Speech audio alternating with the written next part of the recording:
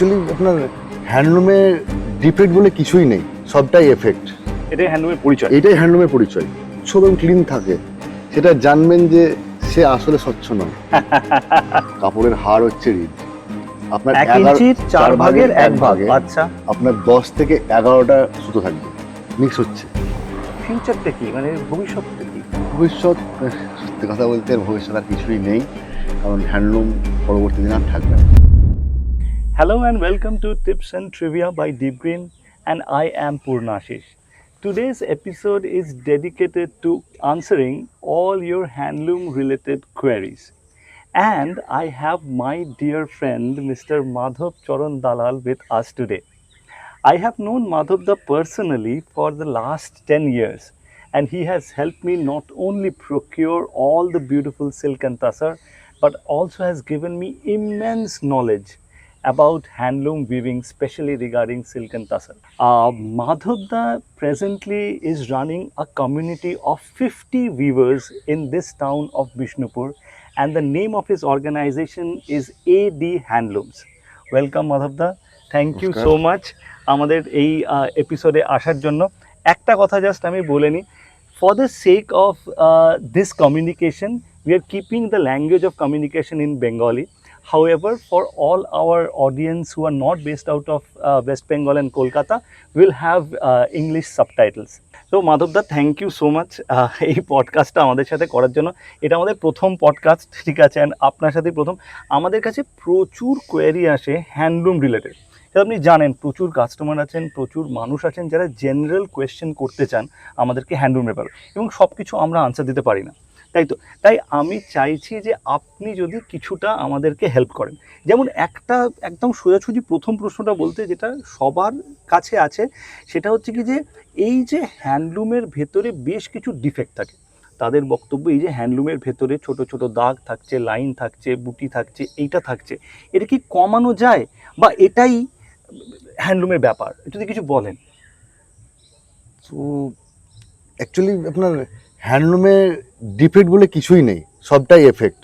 বা এটা দারুণ বলেছেন। হ্যাঁ, কারণ হ্যান্ডলুমটা তো আমাদের সিল্ক বা তসরটা তৈরি হয় সাধারণত কুকুন বা গুটি থেকে।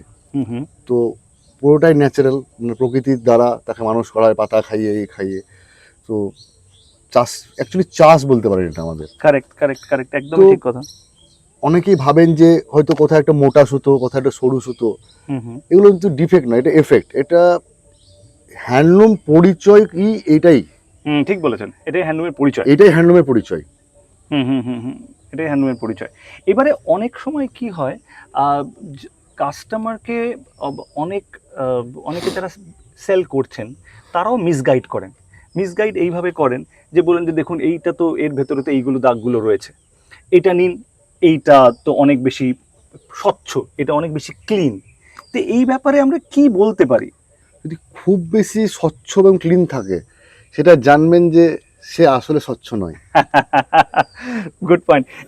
এইখানে একটা আমার প্রশ্ন আছে আপনার কাছে, সেটা হচ্ছে দেখুন, যেমন হচ্ছে কি যে হ্যান্ডলুমে আপনি বলছেন ডিফেক্ট নয় এফেক্ট, অনেকের আমাদের কাছে এই প্রশ্নটাও করেন যে এটা হ্যান্ডলুম না পাওয়ারলুম, এইটা আমরা কি করে আইডেন্টিফাই করতে পারি? মানে অনেককে তো বলছে এটা আমি চাইছি হ্যান্ডলুম পড়তে, কিন্তু আমি পাচ্ছি এটা হয়তো হ্যান্ডলুম না, এটা পাওয়ারলুম। কি করে আমরা আইডেন্টিফাই করতে পারি? মোটামুটি খুব একটা পার্থক্য থাকে না হ্যান্ডলুমে আর পাওয়ারলুমের, কিন্তু একটা ভালো, মানে খুব সুন্দর পার্থক্য হচ্ছে হ্যান্ডলুমের কাপড় কখনো সমান হবে না, একটু আপ ডাউন ভাব থেকেই যাবে। কারণ যেহেতু হাতে ওরা চোট দিয়ে বুনছেন। হ্যাঁ, আর মেশিনে বুনলে কি হয়, মেশিনের তো নির্দিষ্ট একটা সীমাবদ্ধ বেঁধে দেয়, সেই চোটটা একই থাকে কাপড়ের মধ্যে, মানে গোটা কাপড়টাই একই ধারায় বোনা হবে। আর হ্যান্ডলুমে কিন্তু কখনোই একই সমতল থাকবে না, কাপড়ে একটু আপ ডাউন ভাব মেঝেতে থাকবেই। এইটা আমি দেখছিলাম, আমি আজকে যখন আলো তাঁতিদের সাথে কথা বলছিলাম তখন আমরা দেখছিলাম ওরা একটা স্কেল ইউজ করছে, ওই স্কেলের মাথায় 3-4টে পিন রয়েছে, এই পিনটা দিয়ে টান করতে পিনের দাগটা থেকে যাবে না হ্যান্ডলুম, এটা তো পাওয়ারলুমে থাকার কথা। হ্যাঁ, একদম আপনি ঠিকই বলেছেন। এটা একটা বড় আপনার কাছে এই মানে পয়েন্ট, যে পাওয়ারলুমে কোনো আপনি পিনের দাগ পাবেন না, কোনো শাড়িতেই পাবেন না। কারণ পাওয়ারলুম যেহেতু মেশিনে হচ্ছে, আর ওই পিনটা আমাদের ব্যবহার করা হয় কাপড়ের বহর মাপার, তোলার জন্য, বহরটা ঠিক করে রাখার জন্য। যেহেতু আমাদের কাপড়ের শাড়ির বহর লাগে 46, ওই পিনটা 46 ইঞ্চি করে ওইভাবে লাগানো হয়, যাতে হুম। কাপড়টা আপনার, যেহেতু কখনো সুতো সরু মোটা থাকে, হুম, কখনো বহরটা কোনো জায়গায় ছোট হয়ে যেতে পারে, কোনো বড় হয়ে যেতে পারে, সেই জন্য ওই পিনটা মেরে মেরে কাপড়টা বোনা হয়, হুম। যাতে কাপড়টা কখনোই ছোট বড় না হয়, সমান বহরটাই সমান যেন উঠে বহর থাকে। থাকে। তো এটাও তো একটা উপায় কাস্টমারের বোঝার জন্য। হ্যাঁ, এই যে পিনের ছোট ছোট পিনের ছোট মার্কগুলো ছোট যদি আমরা মার্কগুলো থাকবে। আইডেন্টিফাই করতে পারি, এটা শাড়ির পার্টটাকে আপনারা কি বলছেন? মুগজি বলছেন বোধহয়। আমাদের ওটাকে বাংলায় বলে মুগজি, কিন্তু মুগজি। আপনাদের হিসাবে পাইপিন। Piping, piping. তো এই পাইপিং এর ছোট ছোট পিন মার্ক যদি থাকে, হ্যাঁ, তাহলে সেটা তো একটা হ্যান্ডলুমের লক্ষণ। 100%। হ্যান্ডলুমের লক্ষণ। আরেকটা প্রশ্ন মাধবদা, যেটা আমারও প্রশ্ন, শুধু আমার কাস্টমারদের নয়, আমারও প্রশ্ন, সেটা হচ্ছে এই যে মানে সিল্ক আর তসর কিনতে গিয়ে ভালো কোয়ালিটি, এই ভালো কোয়ালিটির ডেফিনেশন বলতে কেউ কেউ বলছে ওজন ভালো, কেউ কেউ বলছে ভালো রিটপিক হতে হবে, আবার কেউ কেউ বলছে একদম প্লেন হতে হবে, সেটাই ভালো। তো কাস্টমার ভালোটা বুঝবে কি করে? প্রথম কথা, রিড পিক তো হতেই হবে। হুম। ওজনের সর্বাগে হচ্ছে রিড পিক। হুম। কারণ যে কাপড়ের রিড হচ্ছে আমাদের শরীরের হাড়ের মতো কাজর, হুম। কাপড়ের হাড় হচ্ছে রিড। ঠিক বলেছেন। মানে স্কেলিটানটা হচ্ছে রিড, আসল reed। শাড়ির স্কেলিটানটা হচ্ছে রিড। কারণ যার রিড যত শক্ত হবে, হুম। মানে যত ঘনত্ব বেশি হবে, সে শাড়ি হুম। মজবুত তত হবে। হুম। আর ওয়েটের ব্যাপারটা আপনার সবসময় ঠিকঠাক হয় না, তার হচ্ছে ওটা তো আপনাকে প্রথমেই বললাম, সব তো গুটি থেকেই তৈরি হয়। হুম। হুম। হুম। হুম। তো আমাদের এইটা পুরোটাই ওয়েদার ওপর নির্ভর করে। ওয়েদারের উপর হ্যাঁ, নির্ভর করে। কারণ আচ্ছা। এক টাইম অনুসারে নতুন নতুন সময় নতুন নতুন সুতো ওঠে, যেমন অঘ্রাণ মাসে যে সুতোটা ওঠে বা চৈত্র মাসে যে সুতোটা ওঠে অনেক ফাইন হয়। আচ্ছা। এখন এই আষাঢ় শ্রাবণ মাসে যে সুতোটা উঠবে একটু মোটা হবে। আচ্ছা, তো এই হিসেবে ওয়েট পাল্টে যেতে পারে। কিন্তু মানে এই যে রিড বা পিক, এইটা তো যারা বিক্রি করছেন তারাও ঠিক করে জানেন না যে এই না। শাড়িটার রিড পিক কত বা এই ফেব্রিকটা রিড হ্যাঁ, পিক কত। কারণ ওরা জানবে কি হবে, কারণ ওটা গ্লাস দিয়ে দেখতে হয়, খালি Glass চোখে দিয়ে দেখা যাবে না। হুম। হুম। হুম। 1 ইঞ্চি 4 ভাগের 1 ভাগে হুম। আপনার 1 ইঞ্চির 4 ভাগের 1 ভাগ। ভাগে আচ্ছা। আপনার 10 থেকে 11টা সুতো থাকবে। আচ্ছা, এটা আপনি টানার কথা বলছেন না ভরনার কথা? টানা। টানা মানে 1 ইঞ্চির 4 ভাগের 1 ভাগে কোয়ার্টার অফ সিল্কের ইঞ্চিতে, ক্ষেত্রে। সিল্কের ক্ষেত্রে 10 থেকে 11টা থাকবে হচ্ছে টানার সুতো। হ্যাঁ, আচ্ছা, তাহলে সেটা ভালো কোয়ালিটি। ওটা অবশ্যই। আচ্ছা, আচ্ছা, আচ্ছা। আর তসরের ক্ষেত্রে এটা? তসরের ক্ষেত্রে আপনার ওটা হয়ে যাবে 8 কাঠি। 8 কাঠি হয়ে যাবে। মানে এটা কাঠি মানে ওটা 8টা সুতো। 8টা সুতো হয়ে যাবে। আচ্ছা, আচ্ছা। আর এখানে এটা তো আমরা টানার ব্যাপারে বললাম। যদি ভরনার ব্যাপারে বলি, ও- ভরনাটা কি গুনতে হয়? হ্যাঁ, বর্ণাটা গুনতে হয়। আচ্ছা। ভর্নাটা হয়ে যাবে আপনার সর্বনিম্ন যেন আপনার 70 ঘর থাকে, 70টা সুতো আপনার যাবে আর আসবে। 70টা সুতো যাবে আর আসবে। আসবে। ও বাপরে বাপ! হুম। এটা আপনি বলছেন কোয়ার্টার ইঞ্চির ভেতরে, কোয়ার্টার মানে ইঞ্চিতে 1 ইঞ্চির 4 ভাগের 1 ভাগের 1 ভাগে। ভেতরে। হ্যাঁ, আচ্ছা, আচ্ছা। তাহলে এইটা দেখে আমরা বুঝতে পারবো যে ওই শাড়িটার রিড পিকটা হ্যাঁ। কত। কিন্তু ব্যাপারটা হচ্ছে, যখন শাড়িগুলো আমরা বানাই, আপনারা বানান, হুম। আমরা তো হ্যান্ডলুম এটা তৈরি করে আপনাদেরকে দিয়ে দিই। হুম। হুম। হুম। তো যখন আপনারা শাড়িগুলো বানান, তো প্রিন্টিং হয়, হুম। কালার হয়, ডাই হয়, হুম। স্টিচ হয়, তারপরে কিন্তু ওই মানে গ্লাস নিয়ে দেখানোটা খুব সম্ভব নয়। হুম। যখন আমাদের অবস্থায় থাকে, হুম। হুম। তখনই কিন্তু ওটা বোঝাতে সুবিধা হয় বেশি। বুঝতে পেরেছি, বুঝতে পেরেছি। এবং এটা আপনাদেরকে, কাস্টমারকেও সঠিক জিনিসটা আপনাদেরকে পৌঁছে দেওয়া আপনাদের দায়িত্ব।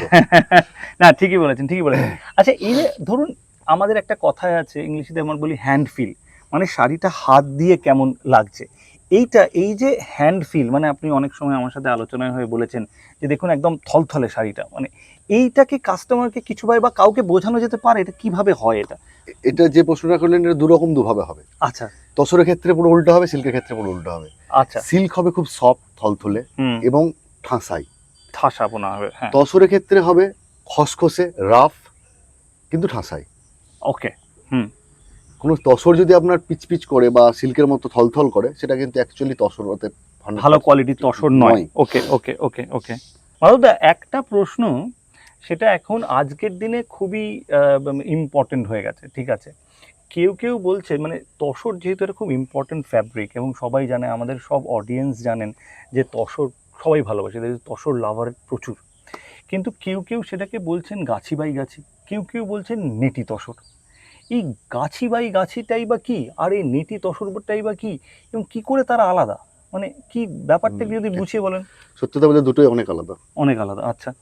কারণ গাছিটা যেখানে বোনা হয়, তারা নিজেরাই সুতোটা বাড়িতে কাটে, তাদের বাড়ির মেয়েরা। হুম। ভন্না এবং টানা দুটোই কেটে তারা কাপড়টা বোনে। আর নেটিটা কিন্তু ওই সুতো গুটি থেকেই হচ্ছে আপনার তসরে, কিন্তু আপনার সেটা মেশিনে কাটছে। আচ্ছা আচ্ছা, এই দুটোর গুটি মানে দুটোর গুটি বা দুটোর পোকা কি একই জায়গায়? একই পোকা। আর এটা কি পশ্চিমবঙ্গে কোথাওকার হয় এটা? পশ্চিমবঙ্গে হয়, আসামে হয়, আচ্ছা আপনার গুজরাটে হয়। আচ্ছা, মানে এটা যে আমরা যে এইটাকে গাছি বাই গাছি বলছি, তো এই গাছি শব্দটা কোত্থেকে আসছে? আমি শুনেছি যে গাছি শব্দটা নাকি গাছ থেকে আসছে। হ্যাঁ, আপনি ঠিকই শুনেছেন। হুম হুম। কারণ আপনার আগে অর্জুন গাছে ওই গুটিটা চাষ করা হতো। আচ্ছা, অর্জুন গাছের, অর্জুন গাছে আর শাল হ্যাঁ, গাছে এই শাল গাছে এই গুটিটা চাষ হতো। হুম হুম হুম। তো সেই হিসাবে গাছ থেকে হয় বলে ওটা মানে আমাদের গ্রাম্য ভাষায় হবে গাছি বলেই ও চলে এসেছে, হুম, বুঝলেন তো। অ্যাকচুয়ালি আপনার ওটা তসর। অ্যাকচুয়ালি পিওর তসর, তসর, দুটোই পিওর পিওর তসর। তসর, হ্যাঁ। মানে আপনি যদি বলেন নেটি তো পিওর তসর, এর মধ্যে হ্যাঁ, কোনো মিক্স না, তো কিছু কিছু নেই। মিক্স নেই। আচ্ছা, এই এই প্রশ্নের সাথে আরেকটা প্রশ্ন আমার সবসময় অ্যাড হয়ে যায়, সেটা হচ্ছে কি যে অনেকে বলছে এখন তসরের সাথে না কিছু কিছু ববিন বা পলিয়েস্টার কিছু না কিছু মিক্স হয়ে যাচ্ছে। এইটা কি সত্যি কথা? এবং সেটা হলে সেটা কত পরিমাণে হচ্ছে এবং কোথায়, মানে সেগুলো কি মার্কেটে, কারণ আমাদের পক্ষে বোঝা অসম্ভব ব্যাপার যে এটা কি সত্যি মিক্স কি মিক্স নয়। মিক্স হচ্ছে, আচ্ছা। বাস্তবে একটা মিক্স হচ্ছে। কারণ অনেক দোকানদার যারা তসরের মূল্য দিতে পারছে না ঠিকঠাকভাবে, অথচ তসরের সাইন নিচ্ছে, হুম হুম তারা বলছে ওর মধ্যে সিল্ক পাইল করে দাও। হুম হুম তো সেখানে তো আপনার দেশি সিল্ক পাইল করা যায় না, ব্যাঙ্গালোর থেকে সিল্ক আসছে, সেই সিল্ক পাইল হচ্ছে। মোটামুটি 50% না হলে 40% সিল্ক থেকে যাচ্ছে বনানীতে, আচ্ছা মানে ভর্নার দিকটাই। আচ্ছা, মানে ভর্নাতে এখন পিওর তসর না দিয়ে তসর প্লাস সিল্ক সিল্ক হচ্ছে, হচ্ছে। হ্যাঁ। আবার আপনার ধরেন কেউ কেউ ববিন বলে একটা আছে, পলিস্টার, সেটাও পাইল করছে। হুম। তো এগুলোর জন্য কাস্টমারদের অনেক সমস্যা হচ্ছে, আমাদেরও সমস্যা হচ্ছে। ধরুন আমরা তো পুরোটাই পিওরে কাজ করি, কিন্তু এটা বন্ধ হয়ে যাওয়া উচিত। এবার তো এটা বন্ধ হয়ে যাওয়ার আগে আমরা কি কিছুভাবে এটাকে, যেমন আমি একটা জিনিস জেনেছিলাম, আমরা একটা ইউটিউব ভিডিও দেখছিলাম, সেখানে বলছে একটা আগুন দিয়ে টেস্ট করতে, হুম। যে একটা সুতোকে বার করে এনে সেটা যদি আমরা পোড়াই দেশলাই দিয়ে, যদি তার ভেতরে মানে যদি সেটা পিওর তসর হয় সেটা একদম হাতে মিশে যাবে, আর যদি তার মধ্যে 1% পলিয়েস্টার থাকে তাহলে সে এরকম ডেলার মতো পাকিয়ে যাবে, এটা সলিডিফাই করে ডেলা পাকিয়ে যাবে। এইটা কি টেস্ট করে দেখতে পারা যেতে পারে? হ্যাঁ, দেখতে পারা যেতে পারে। কারণ আর একটা হচ্ছে, যদি শাড়িটা প্রিন্ট না হয় তখন তার পাশ থেকে সুতো তুললেই তসর যখনই আপনি টেনে ছিঁড়বেন তখন ওর থ্রেডগুলো অসংখ্য সূক্ষ্ম সূক্ষ্ম হয়ে যাবে। আচ্ছা, মানে ভুসভুস করে ছিঁড়ে যাবে বলছেন। আচ্ছা, আর সিল্ক যখনই ছিঁড়বে তখন ও কিন্তু ফাট করে একটা ছিঁড়ে যাবে, ওর সাইডে কোনো থ্রেড তৈরি হবে না। আচ্ছা, এটা একটা প্রসেস আছে চেনার। এই প্রিন্টিং হয়ে যাওয়ার পর আপনি পুড়িয়ে দেখতে পারেন। আর একটা বলছি, পুড়িয়ে দেখলে কিন্তু আপনি ধরতে পারবেন না, এই কারণে বলি, কারণ সিল্ক যেটা পাইল থাকে সেটাও কিন্তু আপনার পিওর। হ্যাঁ, মানে যদি তসরের সাথে সিল্কের পাইল থাকে তাহলে সেটাও পিওর, সেখানে আমাদের ধরার মুশকিল আছে। কিন্তু ধরুন তসরের একটা তো গোল্ডেন কালার হয়, একটা বেজ গোল্ডেনিশ কালার হয়, সিল্ক একটু সাদাটে হয়, তো এই কালারের ডিফারেন্সটা কি চোখে পড়ছে না এই উইভিং না, এর? পড়ে না এই কারণেই, কারণ সিল্কটা খুব সরু তসরের থিকনেসের তুলনায়। যখন বোনা হয় তখন ওই থিকনেসটাকে ঢেকে দিচ্ছে। বুঝতে পেরেছি, বুঝলেন। হ্যাঁ, এবার প্রিন্টিং এর পর আপনারা বুঝতে পারবেন সেটা হচ্ছে তসর একটা রাফ ফিনিশ আসবে, আর সিল্ক বা কোনো আদার্স কিছু মেশানো হলে সেটা একটা শাইনিং থাকবে বা এটা সিল্কি সিল্কি ভাব থাকবে। আচ্ছা, তাহলে আমরা যখন আইডেন্টিফাই করতে চাইবো, একটা তো আমরা বার্ন টেস্ট করতে পারি, যেটা আমরা পুড়িয়ে দেখতে পারি, আর আরেকটা আমরা বার্ন টেস্ট করলে, আপনি তো বলে দিলাম, বার্ন টেস্ট করলে তো আপনার সিল্কের ক্ষেত্রে একই দাঁড়াবে, কারণ একই দাঁড়াবে। যদি পলিয়েস্টার থাকে তাহলে আমরা বার্ন টেস্ট করে হাতে এটা পাবো, পেয়ে যাবেন। আর একটা হচ্ছে আইডেন্টিফাই করে যদি তসর হয় তাহলে সেটা যখন ছেঁড়া হবে তখন সেটা রেশা রেশা আলাদা হয়ে যাবে, কিন্তু সিল্ক হলে একসাথে পট করে ছিঁড়ে যাবে। হ্যাঁ, এইটা আমরা জানতাম না, এটা থ্যাংক ইউ সো মাচ, এই ইনফরমেশনটা খুবই ভ্যালুয়েবল ইনফরমেশন, যে সিল্ক আর তসরকে যদি আমি আইডেন্টিফাই করতে চাই তাহলে এই দুটো ইয়ার্নকে আমি এইভাবে আইডেন্টিফাই করতে পারি। সিল্কের ভেতরেও তো অনেক রকম ভাগ আছে যেগুলো আমরা জানি না, যেমন ধরুন একটা আছে মালবেরি, ঠিক আছে, আবার একটা হচ্ছে কাতান সিল্ক, আবার একটা মটকা সিল্ক, ঠিক আছে। তো অনেকের কাছে এগুলো নতুন নতুন নাম, তাই না? কোনটা মালবেরি কে বলছে, কারণ দোকানদার বলবে এরকম দেখিয়ে যে এটা মালবেরি, এটা কাতান, এটা মটকা, ঠিক আছে, এবং সবার দাম আলাদা এবং কনফিউজ হয়ে যাবে। তো আপনি যদি একটু আমাদেরকে বুঝিয়ে বলেন যে মালবেরিটা কি, কাতানটা কি, মটকা সিল্কটাই বা কি? মটকা সিল্ক যেটা মানে অ্যাকচুয়ালি মটকা সুতোটা আপনার সিল্কের যখন আমাদের সুতো কাটা হয় তখন সিল্কের ওই কুকুনের ওখান থেকে কিছু ওয়েস্টেজ বেরোয়, হুম, সেগুলোকে কটনের সঙ্গে মিক্স করে এটা বানানো হয় মটকাটা। আচ্ছা আচ্ছা, আর কাতান আর মুর্শিদাবাদ সিল্কের মধ্যে পার্থক্য হচ্ছে আপনার মুর্শিদাবাদ সিল্ক আগে বোনা হয়, হুম, তারপর ডিগামিন্ট হয়, আচ্ছা, তারপরে কালার হয়। আর আচ্ছা, কাতানের ক্ষেত্রে কি হয়, আগে ডিগামিন্ট হয়ে গেল, হুম, এবার কালার করলে ডিফারেন্ট ডিফারেন্ট কালার করে আপনার, হুম, তারপরে বোনা হয়। হুম, ওর জন্য কি হয়, মুর্শিদাবাদ সিল্কের থেকে কাতানটা একটু বেশি মানে শাইন হয়। শাইন বেশি হয়, আচ্ছা আচ্ছা আচ্ছা আচ্ছা, মানে আপনি বলছেন যেটা বিষ্ণুপুরি কাতান আর মুর্শিদাবাদ সিল্কের প্রসেসের তফাতের ভেতরে হচ্ছে কি যে এটাই। একটা আগে ইয়ার্ন লেভেলেই ডিগামিং হয়ে যাচ্ছে, হ্যাঁ, তারপরে বোনা হচ্ছে, আর এটা বুনে নিচ্ছে আগে তারপর তারপরে ডিগামিং ডিগামিন্ট হচ্ছে। হচ্ছে, কারণ গুটি তো একটাই, সুতোটা একভাবেই কাটছে, এর মধ্যে মানে কুকুনের কোনো কোনো ডিফারেন্স, ডিফারেন্স নেই, সেম কুকুন সেম হচ্ছে, কুকুন। আচ্ছা আচ্ছা, কুকুন আপনার যেটা ভন্না সেটারও কুকুন যা, হুম, যেটা তানা আমরা ব্যবহার করি সেটারও কুকুনও তাই, কেবল কাটার প্রসেসিংটা আলাদা। আচ্ছা। আর বোনার প্রসেস যেমন ধরুন আমি বলছি যে মানে বিষ্ণুপুরি সিল্ক কি বুনতে তাড়াতাড়ি হয় বা মুর্শিদাবাদ সিল্ক কি বুনতে তাড়াতাড়ি হয়, এরকম কি কোনো ব্যাপার আছে? আচ্ছা। বোনাটাও না, সিমিলার? সিমিলারলি নয়, আচ্ছা, হুম, কারণ কাতান যেহেতু আপনার আগেই সুতোটা সিদ্ধ করে নিচ্ছেন, হুম, তার মানে সুতোটা একটু নরম হয়ে গেল, সুতোটা আপনার নরম হয়ে যাচ্ছে, বোনার ক্ষেত্রে একটু অসুবিধা হবে। হুম হুম আর যেহেতু আমাদের মুর্শিদাবাদ সিল্কের সিদ্ধ হয়ে থাকছে না, সুতোটা একটু মোট মানে ওর মানে নিজের এতে থাকছে, হুম, সেই জন্য একটু শক্ত থাকছে, একটু সেই জন্য শক্ত একটু থাকছে, বোনাটা হ্যাঁ, সুবিধা হয়। হুম হুম হুম, আচ্ছা, মুর্শিদাবাদ সিল্ক বুনতে একটু সুবিধা হচ্ছে, একটু হুম। তাড়াতাড়ি বোনা হয়ে যাচ্ছে, আচ্ছা, বুঝতে পেরেছি বুঝতে পেরেছি। এই যে মটকা সিল্কের ব্যাপারে বললেন এটা ওয়েস্টেজ, কিন্তু কুকুনটা তো সেমই, মানে সিল্কেরই হ্যাঁ, কুকুন। সিল্কেরই কুকুন, কিন্তু যখন সিল্কের সুতোটা কাটা হয় না, হুম হুম তখন কাটতে কাটতে অনেক সুতো কেটে যায়, হুম চলে না, হুম এটা হয়তো মোটা অংশ বেরিয়ে গেল, হুম, সেগুলো সাইডে রাখা হয় সব কিছু। আচ্ছা, সেগুলোকে এক জায়গায় করে তখন আবার সেগুলোকে রিফাইন করে ফ্রেশ হুম করে তাকে সেদ্ধ করে হুম তখন মিলে গিয়ে ওটা টুইস্টিং করে মটকার সঙ্গে মানে হুম, মটকাটা অ্যাকচুয়ালি আপনার কটন আর ওটাকে মিক্স করে বানানো হয়। মিক্স করে মটকা সিল্কটা বানানো হচ্ছে। আরেকটা কথা বলুন, এই যে হ্যান্ডলুমের এতগুলো প্রসেস, হুম। তাই না? মানে আমরা দেখছিলাম যে শুরু হচ্ছে যখন ইয়ার্ন থেকে, ঠিক আছে, তারপরে সেটা ফিল্টারিং হচ্ছে, সানাবোয়া হচ্ছে, তারপরে লুমে চড়ছে, এই যে পুরো প্রসেসটা, ঠিক আছে, এই পুরো প্রসেসটা মানে আপনি যদি একটু ছোট করে, বেশি সময় নেব না আপনার, একটু ছোট করে প্রথম থেকে শেষ অবধি বলেন। কারণ কি, অনেকের আমি কেন এই প্রশ্ন করছি, কারণ কি অনেকে না এর পেছনে এত মানুষের ইনভলভমেন্ট আছে, হ্যাঁ, এত এটা মানুষের এত খাটনি আছে, এটা জানেই না, না, না আমরাও জানি না। এই জন্য এটা বলছি যে একটু ছোট কেউ করে শুরু খাটেনি, থেকে বলেন যে শেষ অবধি কাদের মানে কি কি প্রসেস এবং কারা কারণ কারা ইনভলভ।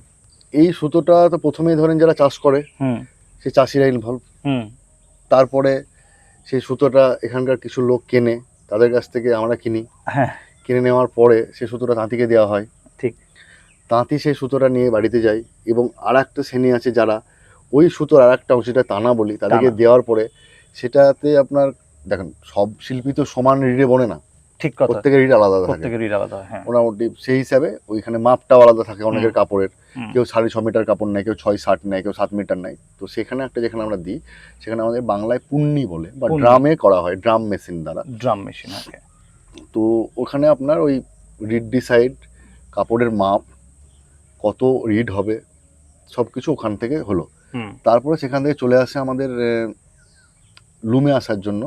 লুমে আসার জন্য যে ইয়ে আছে, সেখান থেকে আমাদের একটা পুরো ফাঁকা জায়গার মধ্যে ওটাকে পুরো খুলে দিতে হয়, হুম খুলে দিয়ে আপনার ওই ওর মধ্যে আমাদের বাঁশের একটা কাঠি পাওয়া যায়, হুম হুম, সেটাকে মিডিল মধ্যে ভরতে হয়, কারণ ওই মিডিল দিয়েই ভন্নাটা যাবে।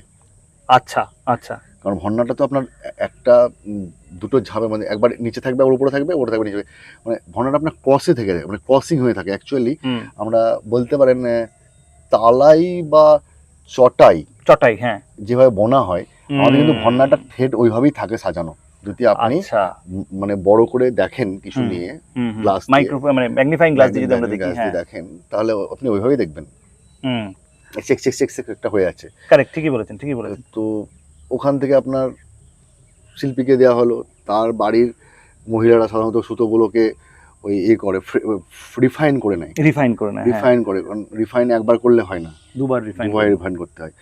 প্রথমবারে ওটা হাতেই করে, হুম কারণ কোকন থেকে হয়তো কোকনে অনেকটা ওয়েস্টেজ ফোয়েস্টেজ হুম লেগে থাকে, তারপরে আপনার মোটা খুবই হয়তো প্রচণ্ড মোটা সুতো বেরিয়ে গেল, তো সেটাকে হুম একটু কেটে বাদ দিতে হয়। হুম। হুম তো সেগুলোর জন্য দুবার প্রসেসিং করতে হয় আমাদেরকে রিফ্রেশ করে নেওয়ার পরে তখন তাঁতে যাই। তাঁতে যায়। তাঁতে যাওয়ার পর তুই ভার্স বনে এবার সেটা হলো একটা আলাদা লম্বা প্রসেস, কারণ আলাদা লম্বা প্রতি প্রসেস। প্রতি 1 ইঞ্চি বুনে তাকে চেক করতে হয়। হ্যাঁ আমি দেখছিলাম আজকে, তারপরে মানে তারা জেনারেলি একটু জল লাগাচ্ছেন, তারপরে মাকুতে তেল লাগাচ্ছেন। হ্যাঁ, মানে এই ছোট ছোট জিনিসগুলো তো ভিভারকে সবসময় শুধু ঠিক তাই খেয়াল নয়, রাখতে মানে হয়। এই আবহাওয়ার ওপরেও উইভার্সের যে লুম সেটা একটা হুম। বিরাট এফেক্ট করে। হুম। যেমন ধরুন সকালে হ্যান্ডলুমের কাপড় সকালের দিকে একরকম হবে, আচ্ছা। দুপুরের দিকে একরকম হবে, হুম হুম। রাত্রের দিকে একরকম হবে। যে আমাদের খারাপ অবস্থা হয় দুপুরের দিকে, যখন আচ্ছা। প্রচন্ড রোদ থাকে হুম হুম। তখন ওই আর্দ্রতাটা, মানে ড্রাই যে ওয়েদারটা ড্রাই হয়ে যায় ওয়েদারটা সেটা আপনার সহ্য করতে সহ্য পারে না, করতে পারে না। ওকে, হুম। এখানে কি হয়, সুতো কি ছিঁড়ে যেতে থাকে নাকি? ছিঁড়ে যেতে থাকে, হুম ঠিকভাবে জমাটি হয়ে বোনা হয় না। হুম ঠিক আছে, প্রচন্ড শিল্পীকে ওখানে পরিশ্রমটা বাড়াতে হয়। যেন হুম। সকালে যে পরিশ্রমে কাজ করছো তাতে পরিশ্রমটা অনেক বাড়াতে হয় দুপুরে। আচ্ছা আচ্ছা, মানে সকালে বোনাটা অনেক ইজি হয়, দুপুরে বোনাটা আরো ডিফিকাল্ট হয়ে হ্যাঁ। যায়। আমি আরেকটা জিনিসও নোটিস করছিলাম, সেটা হচ্ছে অনেক তাঁতির বাড়ি মাটির। হুম। এবং আমি কথাও বলছিলাম যে মাটিতে, যেহেতু মাটির ঘরে আর্দ্রতা বেশি থাকে, হিউমিডিটি বেশি থাকে, তাই জন্য বোনা অনেক বেটার হয়। এটা কি ঠিক কথা নাকি? একদম পারফেক্ট কথা। হুম তার কারণ হচ্ছে মাটির মানে যেটা হচ্ছে ধরুন প্রচন্ড তাপ শোষণ করতেও পারে, হুম হুম আর রাত্রের দিকে তাপটা ছেড়ে দিতেও পারে। হুম। বুঝতে পারলেন তো? সেই হিসাবে মাটির ঘরে বেশি ব্যবহার করার চেষ্টা করি আমরা তাঁতের ক্ষেত্রে, যাতে কাজটা করতে তাঁতির পক্ষে সুবিধা হয়। তাঁতির পক্ষে সুবিধা। মানে এই তাঁতির কথায় বলতে একটা প্রশ্ন তো আমাদের সবার মনেই আসে যে হ্যান্ডলুম, এবং সবাই বলছেও তাই, যে হ্যান্ডলুম দিনে দিনে কমছে, বাড়ছে তো না, কমছে। তো এই নেক্সট প্রজন্ম কি হ্যান্ডলুমে আসছে, এবং এর ফিউচারটা কি, মানে এর ভবিষ্যৎটা কি? ভবিষ্যৎ, সত্যি কথা বলতে এর ভবিষ্যৎ আর কিছুই নেই, কারণ হ্যান্ডলুম পরবর্তী দিন আর থাকবে না। কারণ যে যে তাঁতিরা আজ তাঁত বুনছে তার ছেলেরা কেউ ওই কাজে যুক্ত হচ্ছে না, এই কারণেই কারণ এর যে কাপড়টা তৈরি করতে যে সময় এবং যে যাত্রার মধ্যে ওকে যেতে হচ্ছে, রাস্তাটা মানে তাকে যাত্রা যেতে, মানে যে রাস্তায় ওকে যাত্রা করতে হচ্ছে অনেক টাইম সাপেক্ষ, সময় সাপেক্ষ লেগে যাচ্ছে, তাতে তার ইনকাম কম হচ্ছে, সে অন্য জায়গায় কাজ করে আরও বেশি ইনকাম পাচ্ছে। যেমন একটা জিনিস, এটাও একটা নোটিস করার বিষয় এখানে, যে যে এতগুলো আপনি স্টেপ বললেন, সেই প্রতিটা স্টেপের দক্ষতা বা স্কিল তো আলাদা আলাদা। হ্যাঁ মানে অবশ্যই। ধরুন যিনি এই রিডটা করছেন, যে রিড পিকটা ডিসাইড করছেন, তিনি তো আবার তাঁতি নন, মানে তিনি বুনছেন না, কিন্তু তার স্কিলটা ওখানে। তার স্কিলটা ওইখানে। যিনি আবার যে ভারী ভদ্রমহিলা, যিনি ওই সুতোটাকে ফিলেচারিং করছেন বা রিফাইন করছেন, হ্যাঁ। তার তো স্কিলটা আলাদা। সেটা- এই যে এতগুলো মানুষের একসাথে প্রয়োজনীয়তা, এইটা তো হ্যান্ডলুম, মানে এই এতগুলো মানুষ একসাথে না হলে তো হ্যান্ডলুম পসিবল নয়। পসিবল নয়, কিন্তু সেই পসিবলের মূল্যটা আজকে আমাদের মানে সমাজ থেকে তারা পাচ্ছে না। বুঝতে পারলেন তো? সঠিক মূল্য না পাওয়ার জন্য আস্তে আস্তে হ্যান্ডলুমটা আস্তে আস্তে বন্ধ হয়ে যাচ্ছে। আর দ্বিতীয় কথা হচ্ছে আমাদের শুধু তাই নয়, যে কুকুনটা চাষ হয় বলছিলাম আপনাকে, সেই কুকুন যারা চাষ করতো চাষি, তাদের ছেলেরাও আজকে চাষের দিক থেকে সরে যাচ্ছে, হুম কুকুনটা চাষ কমে যাচ্ছে, সে হারে কী হচ্ছে, সুতোর দাম মানে মূল্য ছাড়া হয়ে যাচ্ছে। হুম। এবার মানুষ দেখছে নতুন নতুন কম দামের মধ্যে কাপড় পেয়ে যাচ্ছি, তো সিল্ক তসরের দিকে আর অতটা থাকছে না। থ্যাংক ইউ সো মাচ মাধবদা, আমাদের সাথে সময় দেওয়ার জন্য এবং আপনাকেও এই ধন্যবাদ। এই প্রশ্নগুলোর উত্তর দেওয়ার জন্য থ্যাংক ইউ সো মাচ। আপনারা অডিয়েন্স, যদি কেউ মাধবদার সাথে যোগাযোগ করতে চান, তাহলে আমরা কমেন্ট সেকশনে মাধবদার কন্ট্যাক্ট ডিটেলস আর নাম্বার শেয়ার করে দেবো। আপনারা মাধবদাকে যোগাযোগ করতে পারেন for any kind of silk and tussar requirements. And thank you so much. I'll just like to take a moment to conclude this in English as well. I'd like to thank Madhavda as well for joining us and doing this beautiful episode with us. Thank you, everyone. You can write any queries that you have regarding handloom in the comment section. We will try and answer all those queries to the best of our abilities.